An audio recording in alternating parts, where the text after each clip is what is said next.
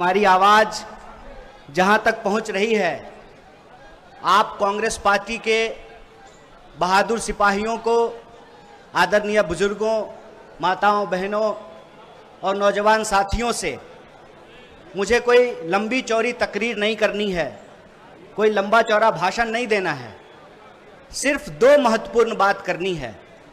सबसे पहली बात तो ये कि आज इस मंच से गर्व के साथ कांग्रेस पार्टी का एक एक कार्यकर्ता यह कह सकता है कि हमारे नेता राहुल गांधी जिस बात का अंदेशा जताते हैं, जो अनुमान जाहिर करते हैं, आगे जा करके वह बात सही साबित होती है। आप याद कीजिए, जब कोविड की बात हुई थी तो उन्होंने कहा था कि देश और दुनिया पे बहुत बड़ा संकट आने वाला है और सरकार उस वक्त उनकी बात नहीं सुन रही थी।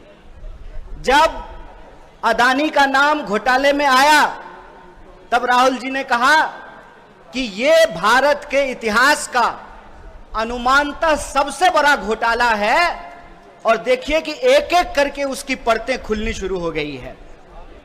तो कांग्रेस पार्टी के कार्यकर्ता होने के नाते हम सब लोगों को इस बात का गर्व होना चाहिए कि हमारी पार्टी जिन मुद्दों को उठा रही है, आने वाले समय में पूरा देश उस बात को स्वीकार करता है, पूरा देश उस रास्ते पे चलने का काम करता है।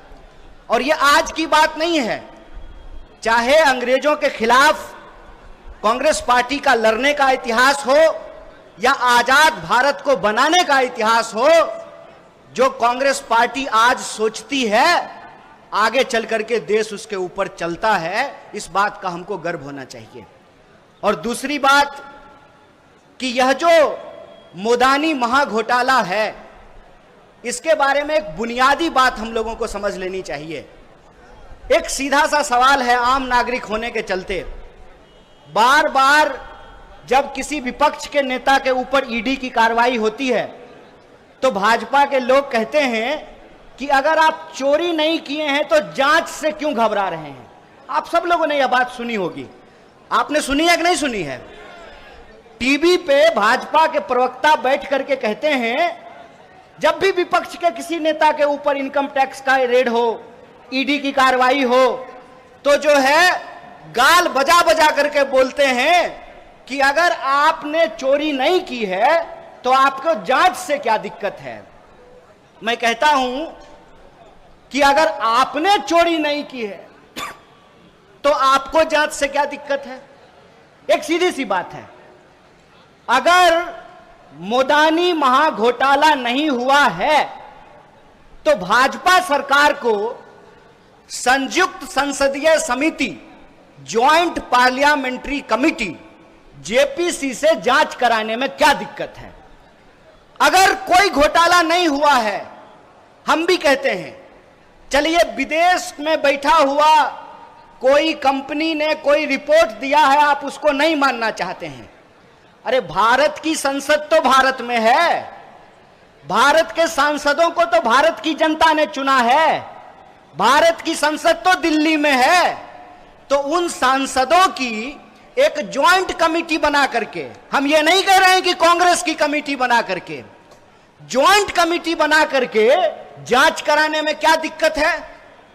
दिक्कत इसलिए है कि आप ईडी का इस्तेमाल करते हैं अपने राजनीतिक विरोधियों को चुप कराने के लिए, आप सीबीआई, इनकम टैक्स का इस्तेमाल करते हैं इस देश में लोकतंत्र की हत्या करने के लिए।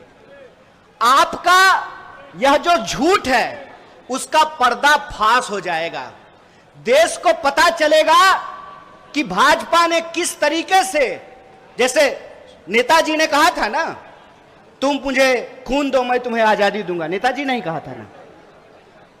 भाजपा जी भी एक बात कहते हैं, तुम मुझे चंदा दो मैं तुम्हें धंधा दूंगा।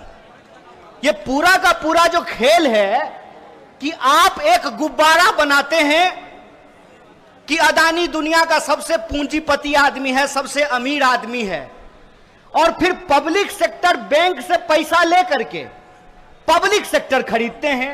मतलब देख रहे हैं, आपका पैसा अदानी के खाते में पहुंचाते हैं और फिर अदानी इस देश का रेलवे खरीदेंगे, एयरपोर्ट खरीदेंगे, एलआईसी खरीदेंगे, एसबीआई खरीदेंगे।